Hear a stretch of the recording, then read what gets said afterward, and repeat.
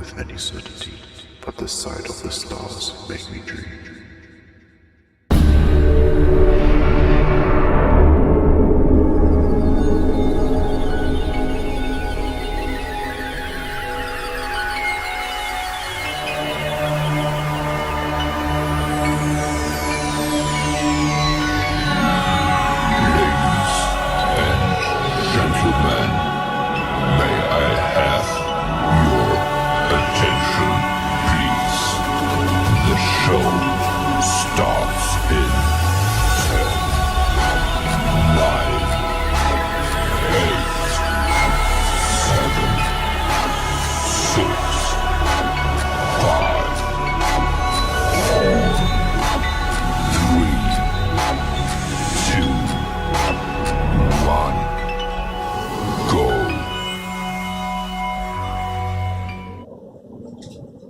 Hello friends, how are you? Welcome to SST की पाठशाला। First chapter में हम लोग डिस्कस किए हुए हैं, ठीक है। फर्स्ट चैप्टर पार्ट 2 और पार्ट 1 में हम लोग डिस्कस किए हुए हैं कि डिफरेंट जो कंट्री आपके बेल्जियम हो गया, श्रीलंका हो गया, ठीक है। तो दोनों के बीच में कंपेयर किए हुए थे कि मेजोरिटिज्म कौन प्रीफर करता है, कौन सी जो कंट्री आपकी, कौन सी कंट्री इक्वल रिप्रेजेंटेशन को शो करते हैं, ठीक है। Need of power sharing. Power sharing की जरूरत क्यों होती है? किसी भी कंट्री में पावर शेयरिंग की क्यों जरूरत होती है? नीड क्या है इसकी, ठीक है। तो सबसे इंपॉर्टेंट पॉइंट है कि अगर किसी कंट्री में पावर शेयर नहीं होगा, ठीक है, तो इस सिचुएशन में, पावर नहीं शेयर होने के सिचुएशन में, जो डिफरेंट कम्युनिटी है उस कंट्री की आपस में फाइट करने लगेगी, ठीक है। और इसके लिए क्योंकि सिविल वॉर वाली सिचुएशन ना बने उस कंट्री में, पावर शेयर होना जरूरी होता है। फर्स्ट जो आपका point, it helps to reduce the possibility of conflict between social group. ये क्या करता है? पावर अगर शेयर रहता है तो रिड्यूस होता है, कम होता है कॉन्फ्लिक्ट डिफरेंट सोशल ग्रुप के बीच में, ठीक है। Power sharing is a good way to ensure the stability of political order. Power sharing होने से क्या होता है कि पॉलिटिकल ऑर्डर जो है वेल स्टेब्लिश्ड होती है। पॉलिटिकल ऑर्डर कैसे वेल स्टेब्लिश्ड होती है? Power central government, state government और लोकल गवर्नमेंट के बीच में शेयर होता है, जिससे पॉलिटिकल ऑर्डर वेल स्टेब्लिश्ड होती है। हर किसी को इक्वल रिप्रेजेंटेशन इसमें मिलता है। हर पर्टिकुलर कंस्टिट्यूएंसीज में, चाहे वो एमपी की कंस्टिट्यूएंसीज हो, चाहे वो एमएलए की कंस्टिट्यूएंसीज हो, ठीक है, लोगों को इक्वल राइट्स मिलता है, लोगों का वेलफेयर होता है, ठीक है। इसलिए पावर शेयरिंग रिक्वायर्ड है। Power sharing is very spirit of democracy. Power sharing जो है one of the important point है, की टर्म है इसकी, डेमोक्रेसी की। पावर शेयरिंग क्या है? डेमोक्रेसी की टर्म है, ठीक है। क्योंकि पावर शेयरिंग वाला जो पॉइंट होता है, ये जो डिफरेंट फॉर्म्स ऑफ गवर्नमेंट होते हैं, कंपेयर करते हैं डेमोक्रेसी और डिफरेंट फॉर्म्स ऑफ गवर्नमेंट के बीच में, ठीक है।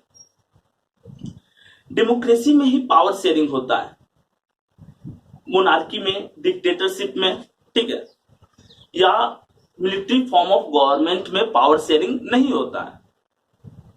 लोगों के पास राइट्स जो होता है वो डेमोक्रेसी में होता है। यूनिवर्सल एडल्ट फ्रेंचाइज को प्रीफर किया जाता है डेमोक्रेसी में, ठीक है। तो पावर शेयरिंग की पॉसिबिलिटी कहां होती है? डेमोक्रेसी में होती है। सो डेमोक्रेसी के लिए वन ऑफ द इंपॉर्टेंट की टर्म है पावर शेयरिंग, ठीक है। प्रूडेंशियल।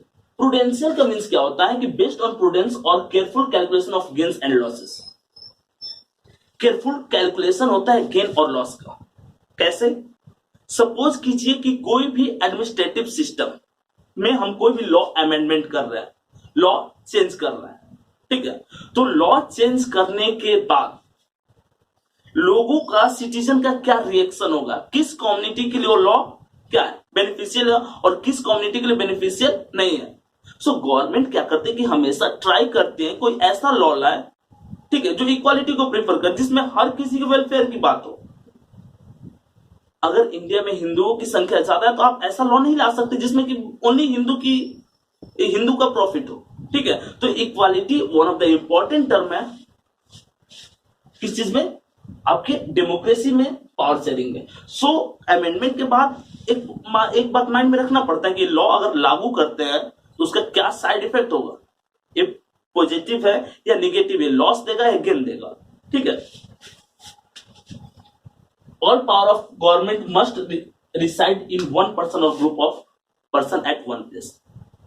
डेमोक्रेसी के कंपेयर में मिलिट्री फॉर्म ऑफ गवर्नमेंट, उसके बाद डिक्टेटरशिप आपका, ठीक है, और monarchy. Monarchy means one place में राजा उसके मिनिस्टर रहते हैं, वहीं से पावर हेल्ड होता है। मिलिट्री फॉर्म ऑफ गवर्नमेंट में जनरल टोटल पावर उसके पास रहता है सेंट्रलाइज। डिक्टेटरशिप में पावर वन पर्सन पास सेंट्रलाइज रहता है। लेकिन डेमोक्रेसी में power different level of government, different representative के पास रहता है पावर। प्राइम मिनिस्टर का अपना अलग पावर है, गवर्नर का अपना अलग पावर है, सीएम का अपना अलग पावर है, एमपी का अपना अलग पावर है, लोकल रिप्रेजेंटेटिव का अपना अलग पावर है, ठीक है। इससे क्या होता है, वेल स्टेबल गवर्नमेंट फॉर्म होती है, ठीक है। In democracy people rule themselves through institution of self government. Democracy में लोग जो है अपने आप पे रूल करते हैं, किनके द्वारा, अपनों ही द्वारा, क्योंकि इसमें लोगों के पास राइट्स होता है अपने रिप्रेजेंटेटिव को चूज करने का, जबकि डिफरेंट फॉर्म ऑफ गवर्नमेंट में राइट्स नहीं होता। डेमोक्रेसी में ही यूनिवर्सल एडल्ट फ्रेंचाइज को फॉलो किया जाता है, और जो डिफरेंट फॉर्म ऑफ गवर्नमेंट है वहां पे इसको फॉलो नहीं किया जाता, ठीक है। लोग अपने ही लोगों के बीच का ही कोई रिप्रेजेंटेटिव पार्टिसिपेट करता है इलेक्शन में, और उसी को चूज किया जाता है। In democracy people rule themselves through institution of self government. इसलिए वो क्या करते हैं, ऐसे इंस्टीट्यूशन फॉर्म करते हैं जिसमें सेल्फ गवर्नमेंट, उनकी अपनी गवर्नमेंट होती है। इसमें पीपल के पास राइट्स होता है पार्टिसिपेशन का।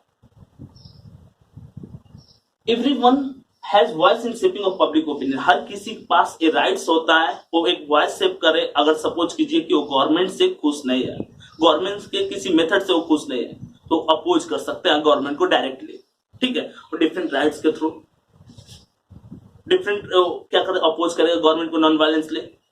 सो इस तरह से ये सब राइट्स जो होता है पावर शेयरिंग के बाद डेमोक्रेसी में रहता है, जब डिफरेंट पावर शेयर रहता है लोगों के बीच में। मॉडर्न डेमोक्रेसी, मॉडर्न डेमोक्रेसी की क्या स्पेशलिटी है, इसमें पावर शेयरिंग का कैसा फॉर्मेशन होता है। मॉडर्न डेमोक्रेसी में पावर शेयर का जो फर्स्ट पॉइंट होता है horizontal power sharing. Horizontal power sharing का मींस कि ऐसा पावर शेयर, ठीक है, जो हॉरिजॉन्टल हो, जिसमें सेम प्लेन पे लाइज कर डिफरेंट इंस्टीट्यूशंस। डेमोक्रेसी के 3 इंपॉर्टेंट इंस्टीट्यूशन है आपके, लेजिस्लेचर, एग्जीक्यूटिव और जुडिशियरी। सो लेजिस्लेचर, एग्जीक्यूटिव और जुडिशियरी जो है सेम प्लेन पे लाइज करता है। सेम प्लेन पे लाइज करने का मींस किसी के पास अनलिमिटेड पावर नहीं होता है, हर किसी के पास लिमिट पावर होता है। हर कोई जो है एक लिमिट के अंदर अपने पावर को एक्सरसाइज कर सकता है। अगर सपोज कीजिए कोई अगर ऐसा फील कर रहा है कि मेरे पास अनलिमिटेड पावर है, उसके पावर को रिड्यूस किया जा सकता है। ये दोनों मिलकर के इसको कर देंगे, इसके लिए इन दोनों को मिलना होगा, इसके लिए इन दोनों को, मीन्स मतलब कि चेक्स एंड बैलेंस। हर डिफरेंट इंस्टीट्यूशन जो है इन तीनों में एक दूसरे को चेक करते रहता है, कोई अपने पावर का अनलिमिटेड एक्सरसाइज तो नहीं कर रहा। क्या होता है इसमें 3 ऑर्गन्स, लेजिस्लेचर, एग्जीक्यूटिव और judiciary. It called horizontal power sharing, और इस तरह के पावर शेयरिंग को हॉरिजॉन्टल पावर शेयरिंग कहा जाता है, ठीक है। Each organ checks the others. हर ऑर्गन्स एक दूसरे को चेक करते हैं, और हर ऑर्गन्स एक दूसरे के पावर को चेक करते हैं, ठीक है। It called horizontal power sharing, बोला कि none of the organs can exercise unlimited power. कोई भी ऑर्गन्स जो है अनलिमिटेड पावर एक्सरसाइज नहीं कर सकता। This arrangement is called checks and balance. इस तरह के अरेंजमेंट को हम लोग क्या करते हैं, इस तरह के अरेंजमेंट को checks and balance power sharing करते हैं, ठीक है, क्योंकि एक दूसरे को चेक्स एंड बैलेंस। क्वेश्चन आ जाए कि which type of arrangement is known as checks and balance power sharing. Horizontal power sharing is known as checks and balance power sharing. Power can be shared among government at different levels. Power जो होता है power sharing में अलग अलग level के बीच में, जो government का लेवल है उसके बीच में शेयर रहता है। जैसे कि इंडिया में पावर शेयरिंग जो होता है सेंट्रल गवर्नमेंट, स्टेट गवर्नमेंट और लोकल गवर्नमेंट के बीच में शेयर रहता है। सेंट्रल गवर्नमेंट का अपना स्पेसिफाइड एरिया है, स्टेट गवर्नमेंट का अपना स्पेसिफाइड एरिया है, लोकल गवर्नमेंट का अपना स्पेसिफाइड, जिसमें वो पावर को एक्सरसाइज कर सकते हो, ठीक है। और अगर power three levels of more than two levels of government के बीच में लेवल्स ऑफ गवर्नमेंट के बीच में शेयर है, तो इस तरह के पावर शेयरिंग को हम लोग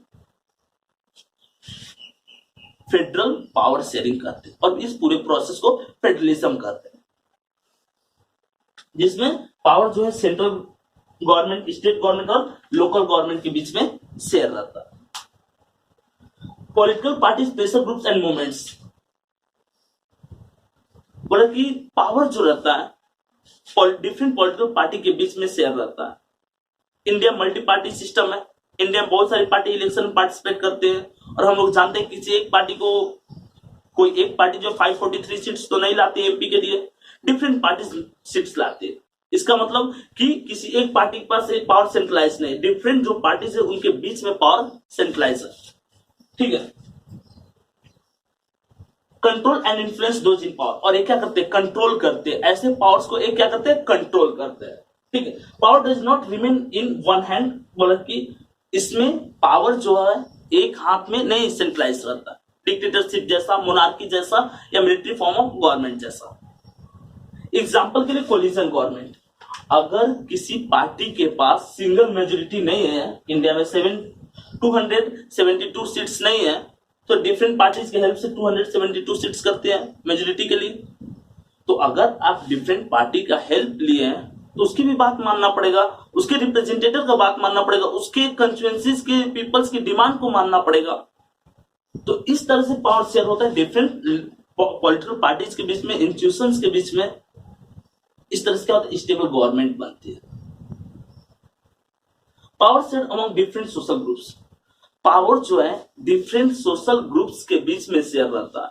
डिफरेंट सोशल ग्रुप्स का मतलब अलग अलग कम्युनिटी जो लाइज करते हैं, अलग अलग रिलीजन के लोग जो रहते हैं इंडिया में, पावर उनके बीच में शेयर है।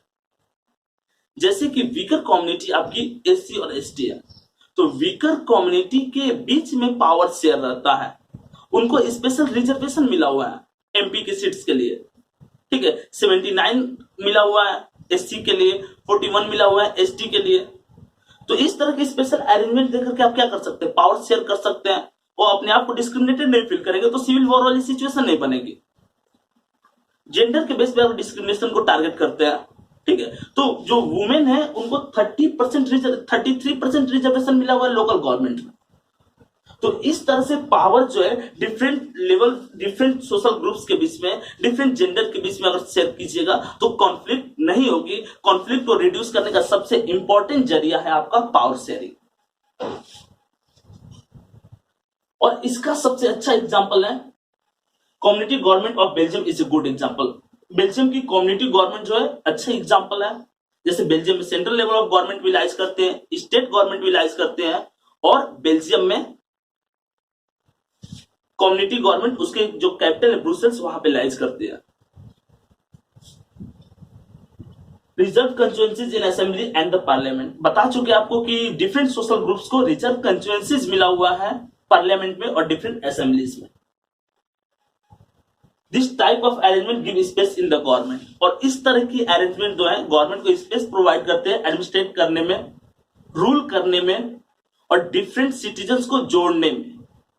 अगर सपोज कीजिए कि एससी या एसटी जो कि ट्राइबल पीपल है, ठीक है, अगर वो फॉरेस्ट में रहते उनको इक्वल रिप्रेजेंटेशन दे देंगे पार्लियामेंट में, किसी एसटी को हम मिनिस्टर बना देंगे, अपने आप को डिस्क्रिमिनेट नहीं फील करेंगे, सो सिविल वॉर होगा ही नहीं। So power sharing civil war को रोकने के लिए, वेल स्टेबल एडमिनिस्ट्रेटिव सिस्टम बनाने के लिए सबसे ज्यादा जरूरी है। इस तरह से आपका फर्स्ट चैप्टर खत्म होता है। इसके बाद भी अगर आपको कोई डाउट है तो आप कमेंट करें और कमेंट करके पूछ सकते हैं, ठीक है। ऐसे अमेजिंग वीडियो के लिए आप एसएसटी की पाठशाला को लाइक करें, सब्सक्राइब करें और शेयर करें। बाय।